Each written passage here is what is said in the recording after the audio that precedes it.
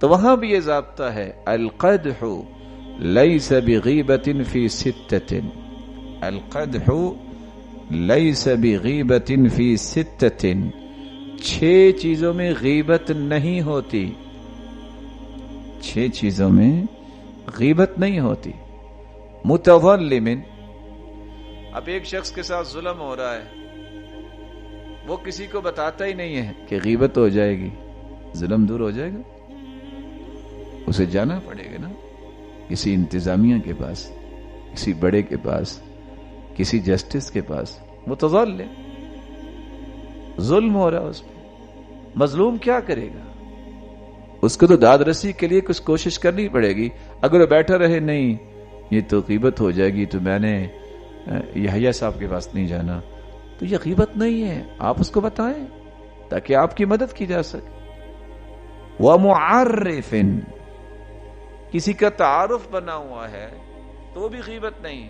آپ نے دیکھا ہے نا بعض دفعہ کسی کا نام ایسا ہوتا ہے جو لقب الٹا ہو چکا ہوتا ہے اور نام ایسا برا سا بن چکا، اب اس کا تعارف بن چکا ہے۔ آپ صلی اللہ علیہ وآلہ وسلم نے صحابہ کو فرمایا، یمن میں ایک شخص ہے جس کا نام ہے اویس، کان لا يدع بالیمن غیر ام اللہ، صرف اپنی ماں کی خدمت کی وجہ سے میرے پاس نہیں آ سکا، جب بھی وہ آئے اس سے دعا کروانا۔ کان به برص فدعا اللہ عز وجل فاذهبه اللہ عنہ الا موضع الدرہم او الدینار۔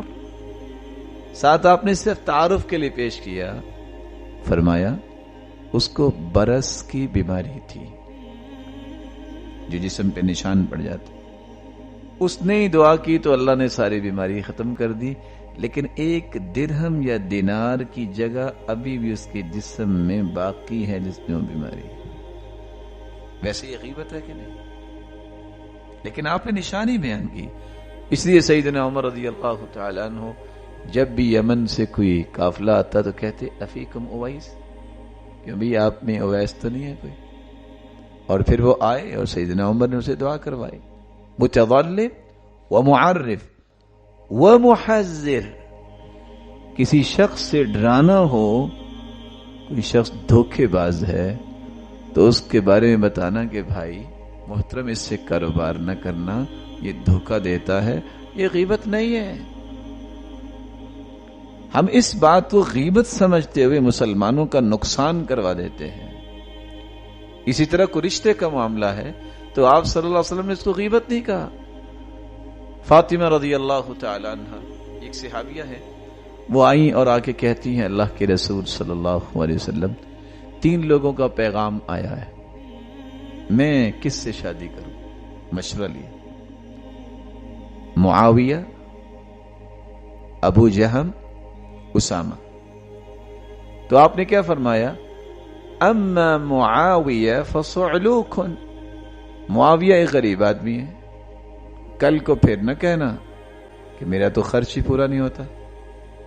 وَأَمَّا أَبُو جَهْمٍ فَلَمْ يَزَلْ عَصَاهُ عَلَى عَاتِقِ، اور ابو جہم تو اپنے کندھے پہ ہر وقت لاٹھی رکھتا ہے، یعنی ضراب ہے، مارتا بہت ہے، تو مار برداشت کر لو گی۔ وَلَكِنْ أُسَامَةُ بْنُ زَيْدٍ، اس لیے تم اسامہ سے شادی کر۔ اچھا یہ بتائیے، یہ جو آپ صلی اللہ علیہ وسلم نے بات کی ہے کہ مارتا بہت ہے، غیبت ہے کہ نہیں؟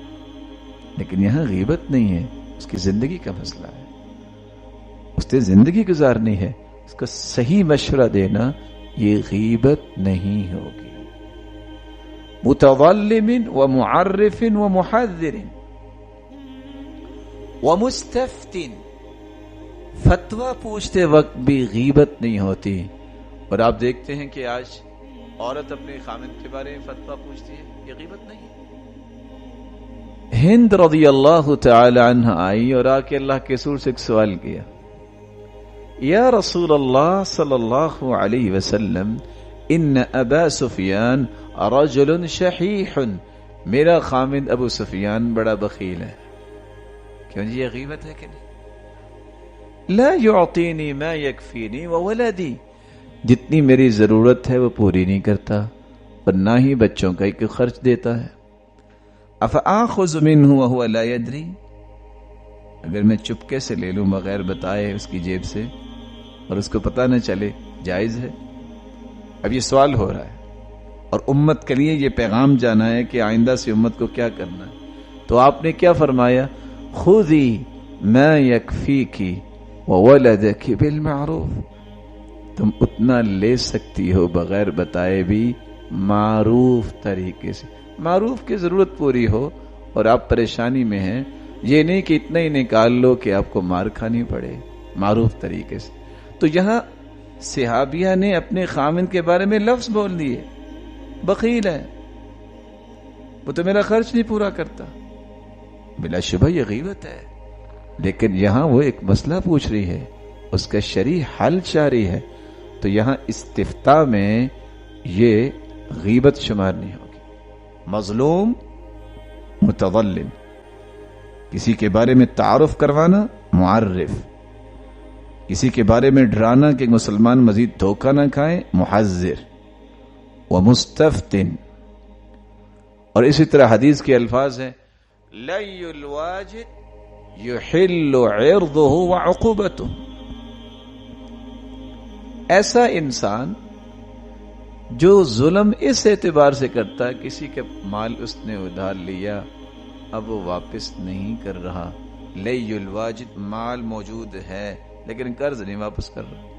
يُحِلُّ عِرْضُهُ وَعُقُوبَتُهُ، اس کو سزا دلوانا بھی جائز ہے اور اس کی شکایت کرنا بھی جائز ہے. یہ غیبت نہیں ہوگی آپ اس کا FIR کٹوا دیں. اس لیے مسلمان کے خون پسینے کا یہ مال ہے، حلال ہے، اور یہ دبا کے بیٹھا ہوا ہے. تو اس کے بارے میں جا کے اگر وہ کسی پولیس والے کو، کسی عدالت کی طرف رجوع کرتا ہے تو سب کچھ لکھنا پڑے گا. تو یہ غیبت نہیں ہے، اس لیے کہ اس کے ساتھ ظلم ہوا ہے. تو رسول اللہ صلی اللہ علیہ وآلہ وسلم نے اسی طرح وَمَن طَلَبَ الْإِعَانَةَ فِي إِزَالَةِ مُنْكَرٍ وَمُجَاهِرِ فِسْقٍ.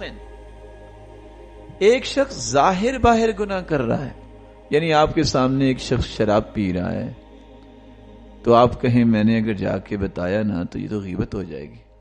یہ غیبت نہیں ہے، یہ تو اس برائی کو ختم کرنا ہے.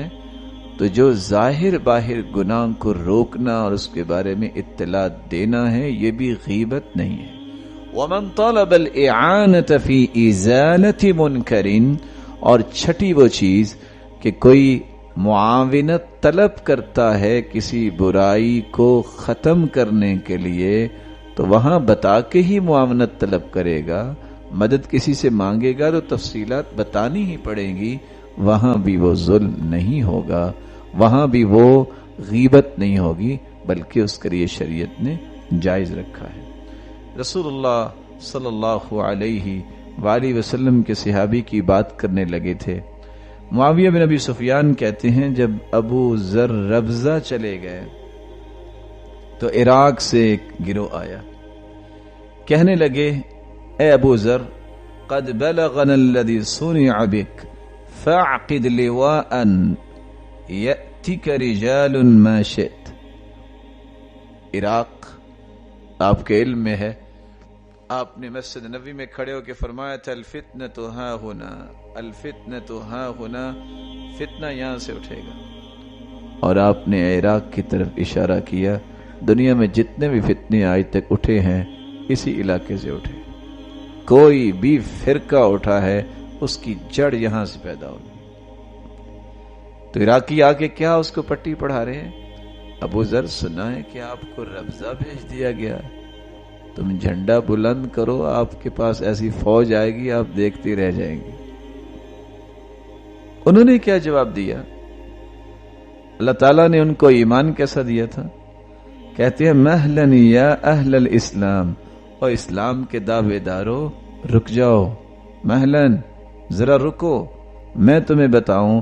فإنی سمعت رسول اللہ صلی اللہ علیہ وسلم، میں نے اللہ کے رسول سے یہ بات سن رکھی ہے، سیکون بعدی سلطان، میرے بعد ایسا سلطان اور بادشاہ آئے گا، فاعذروہ، تم اس کو اس کے عذر کو قبول کرنا، فاعذروہ، اس کی مدد کرنا، اس کے خلاف نہ کھڑے ہونا. ومن التمس ذلہ، جس نے اس کو ذلیل کرنے کی خواہش کی، صغر صغرۃ فی الاسلام، اس نے اسلام میں دراڑ پیدا کی، ولم يقبل منہ توبہ حتی یعیدها کما کانت، ایسے شخص سے توبہ بھی قبول نہیں کی جائے گی جب تک جو بگاڑ اس نے پیدا کیا وہ درست نہیں کر دیتے۔ تو یہ ان لوگوں کا ایمان تھا۔ یہاں کیا ہوتا ہے، جو سیدھی بات کرنے والے نا وہ 4 دن کام کرتے ہیں، 5ویں دن نظر نہیں آتے۔ یہاں ابو ذر کیا کہہ رہے ہیں، یہ نہیں ہو سکتا، میں سیدھی بات تو کرتا تھا لیکن اسلام کے اصولوں کے خلاف نہیں میں چل سکتا۔ ٹھیک ہے میں یہاں ربضہ آ گیا ہوں لیکن اللہ کے رسول نے اس سے منع کیا، میں یہ کام نہیں کر سکتا۔